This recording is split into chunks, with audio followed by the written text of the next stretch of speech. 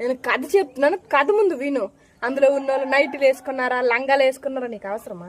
అలాగే కథన తర్వాత క్లారిటీగా చెప్పాలి. నువ్వు క్లారిటీ ఇవ్వకపోను అనుకో, నేను పల్లకున్నా కానీ మా ఫాలోవర్స్ పల్లకోరు. ఏటంటారా? అంతేగా మహారాణికి నైటీ ఉంది, కానీ అది ఇంటికాడ ఉంది. నైటీ ఎప్పుడు పడితే అప్పుడు వేసుకోరు, దానికి ఒక టైమింగ్ ఉంటది.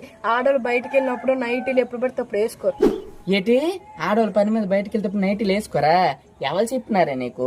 మన ఉపాధి పనికి, అదే చెరువు పనికి వెళ్ళిన ఆడవాళ్ళు మేటుతో సహా 90% ఆడవాళ్ళు నైటీలు వేసుకొని బొర్ర మీద తట్టెట్టుకుని టింగు టింగు టింగు టింగు అని వెళ్ళిపోతారు తెలుసా?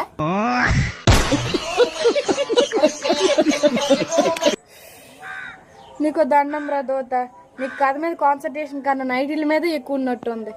మరి ఉండదు ఏంటి? అసలు నైటీ ఎంత బాధపడుతుందో తెలిసినా? చూడు దాని బాధ.